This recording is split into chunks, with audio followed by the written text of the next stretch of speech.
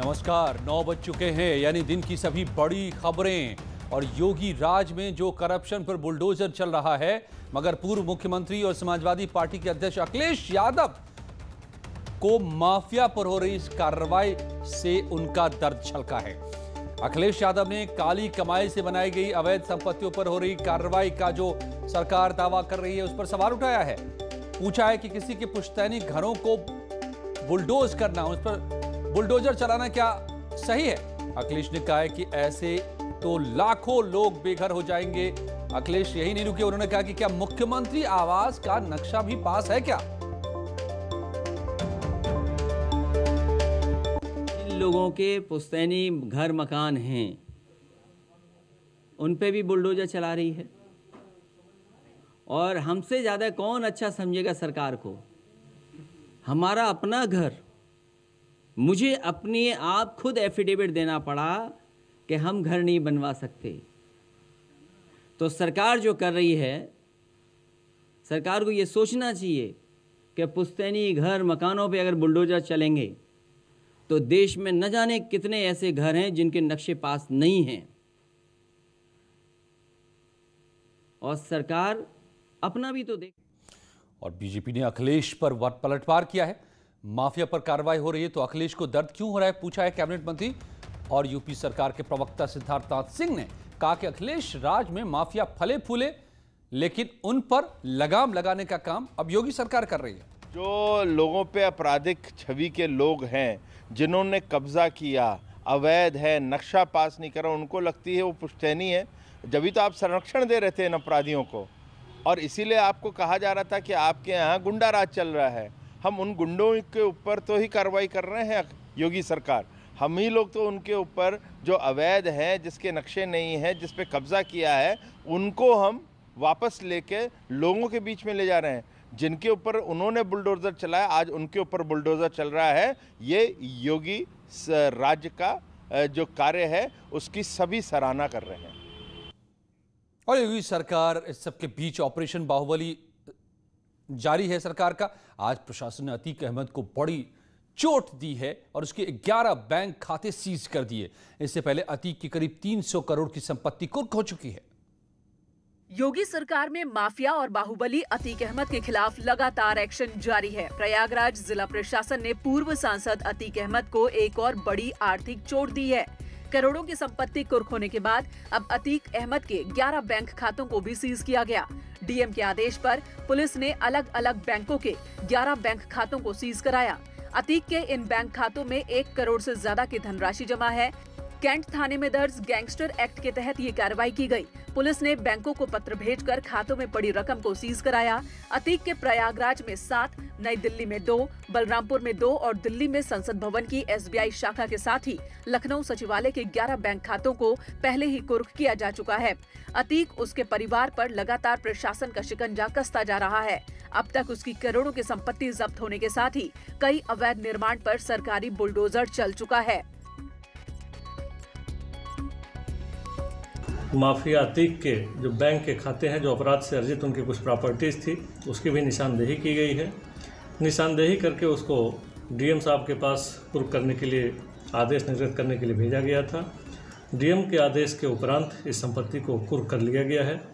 ये टोटल 11 खाते थे जिनको चिन्हित किया गया था। इसमें लगभग करोड़ों की संपत्ति है जिसे कुर्क किया गया है। ये गैंगस्टर एक्ट के तहत कार्रवाई हुई है। यह कार्रवाई गैंगस्टर एक्ट के अंतर्गत हुई है।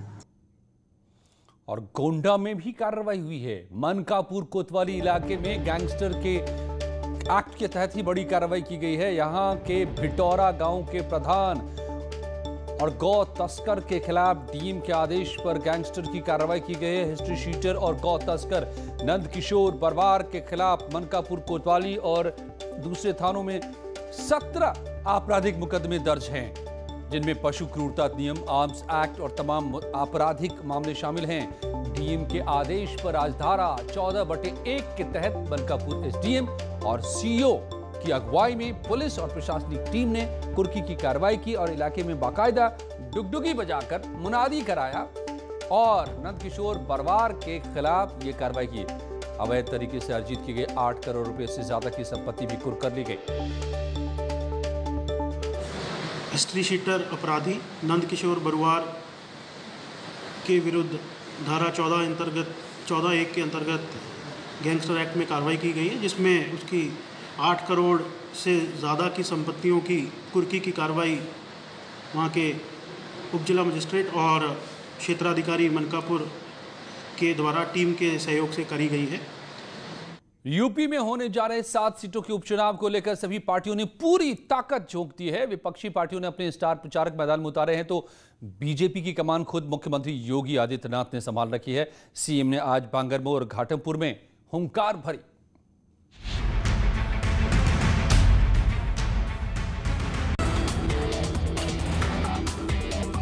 विधानसभा की 60 सीटों पर उपचुनाव के लिए सीएम ने आज कानपुर के घाटमपुर और उन्नाव की बांगरमऊ सीट पर चुनावी रैलियां की।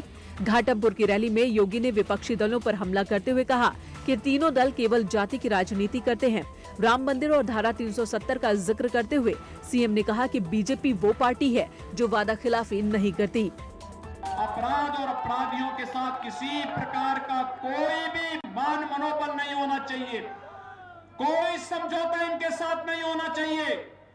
हमें 24 करोड़ लोगों की सुरक्षा को देखना है।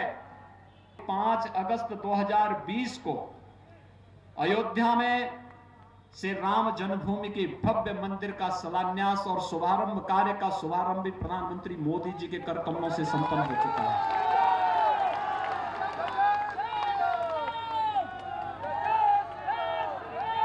यानी हमने जो कहा वो करके दिखा दिया, कोई भेदभाव नहीं किया किसी के साथ।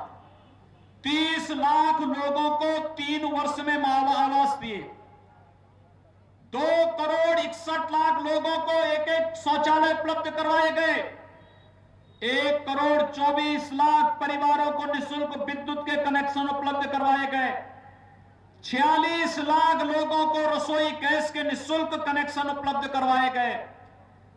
प्रदेश के अंदर आयुष्मान भारत में जितने लोग छूटे हुए थे, मुख्यमंत्री जन आरोग्य योजना के अंतर्गत उन लोगों को भी 5 लाख रुपए की स्वास्थ्य बीमा का कवर देने का कार्य किया गया।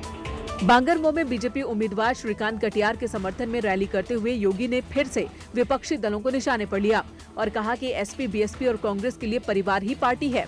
पिछली सरकार में नौकरी देते समय मजहब और जाति देखी जाती थी, लेकिन हमारी सरकार ने बिना भेदभाव नौकरियां और रोजगार दिए। क्या कांग्रेस में, सपा में, बसपा में कोई कल्पना कर सकता है कि उस परिवार के बाहर का कोई व्यक्ति वहां का अध्यक्ष या वहां का किसी अन्य महत्वपूर्ण दायित्व पे बैठ सकता है? नहीं। और योगी सरकार में मंत्री महेंद्र सिंह ने न्यूज 18 से खास बातचीत में दावा किया है कि यूपी में बीजेपी की लहर है और 7 सीटों पर बीजेपी की जीत तय है। भारतीय जनता पार्टी की लहर चल रही, 7 की 7 सीटें उपचुनाव में भारतीय जनता पार्टी जीतने जा रही है। और आज जिस तरीके का उत्साह और उमंग का वातावरण बांगरमऊ की जनता जनार्दन ने माननीय योगी आदित्यनाथ जी के सभा में प्रदर्शित किया है, उससे लगता है कि एक तरफा चुनाव भारतीय जनता पार्टी यहाँ जीत रही है। देखिए, उनके पास आरोप लगाने के सिवा कुछ बचा नहीं है। उनका मुखौटा उतर चुका है और जनता जनार्दन अच्छे से उनको पहचान चुकी है। और इसलिए लोग ऊपर मोदी जी को और नीचे योगी जी को देख रहे हैं। और हर किसी को पता है कि अगर काम कोई करा सकता है तो मोदी और योगी कर सकते हैं, और विकास की दृष्टि से केवल भारतीय जनता पार्टी कर सकती है। और यूपी से राज्यसभा सांसद बनने की होड़ लगी हुई है। 10 राज्यसभा सीटों के लिए 11 उम्मीदवारों ने पर्चा भर दिया है। प्रकाश बजाज ने निर्दलीय उम्मीदवारी का दावा ठोक करके लड़ाई को दिलचस्प बना दिया है। मतलब साफ है कि 10वीं सीट का पेंच फंस चुका है, क्योंकि बीएसपी को 19 वोटों की जरूरत है, लेकिन समर्थन कौन करेगा इसका जवाब फिलहाल किसी के पास नहीं है। इसलिए कहा जा रहा है कि प्रकाश बजाज ने दावेदारी ठोककर राज्यसभा की लड़ाई को अब दिलचस्प मोड़ पर ला दिया है। यूपी की 10 राज्यसभा सीटों के लिए नामांकन का आज आखिरी दिन था और आज ही बीजेपी के सभी 8 प्रत्याशियों ने अपना नामांकन किया। हरदीप पुरी, अरुण सिंह, हरिद्वार दुबे, नीरज शेखर, ब्रिजबाला, गीता शाक्य, सीमा द्विवेदी और बीएल वर्मा ने बीजेपी उम्मीदवार के तौर पर अपना पर्चा भरा। इस मौके पर सीएम योगी भी विधानसभा में मौजूद रहे। नामांकन से पहले सभी बीजेपी प्रत्याशियों का पार्टी कार्यालय में फूल मालाएं पहनाकर स्वागत किया गया। 25 नवंबर को यूपी से राज्यसभा की 10 सीटें खाली हो रही हैं। इन 10 सीटों में 8 सीटों पर बीजेपी की जीत तय मानी जा रही है, जबकि 1 सीट पर समाजवादी पार्टी की जीत पक्की है। पर्याप्त आंकड़ा न होने के बावजूद बीएसपी ने अपना उम्मीदवार उतारा है। निर्दलीय उम्मीदवार प्रकाश बजाज के 11वें उम्मीदवार के तौर पर नामांकन के बाद राज्यसभा चुनाव में पेंच फंस गया है।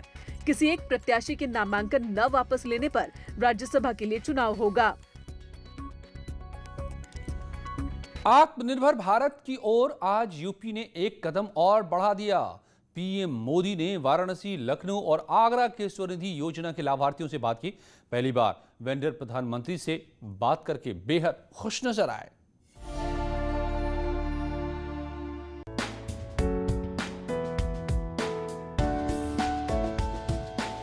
प्रधानमंत्री नरेंद्र मोदी ने आज यूपी के 3 जिलों के स्ट्रीट वेंडर्स से संवाद किया। पीएम मोदी ने अपने संसदीय क्षेत्र वाराणसी के अलावा लखनऊ और आगरा के स्वनिधि योजना के लाभार्थी 3 स्ट्रीट वेंडर्स से बातचीत की। पीएम मोदी ने स्वनिधि योजना में यूपी से आए आवेदनों को लेकर तारीफ की। यूपी में 7 लाख से ज्यादा पटरी व्यवसायियों के रजिस्ट्रेशन कराने पर पीएम मोदी बोले, स्वनिधि योजना का लाभ लेने में यूपी नंबर 1 है। स्ट्रीट वेंडर्स के लिए बिना गारंटी के किफायती ऋण के लिए इस तरह की योजना तो आजादी के बाद पहली बार बनी है। आज देश आपके साथ खड़ा है, आपके श्रम का सम्मान कर रहा है। सीएम योगी भी ऑनलाइन कार्यक्रम में शामिल हुए। उन्होंने स्वनिधि योजना के लिए पीएम मोदी का आभार जताया। सीएम योगी ने कहा कि योजना से रेहड़ी पटरी कारोबारियों को फायदा मिलेगा। प्रदेश में अब तक 7 लाख से अधिक पटरी व्यवसायियों ने रजिस्ट्रेशन कराया है, जिसमें 6,53,000 से अधिक पटरी व्यवसायियों ने आवेदन किया है।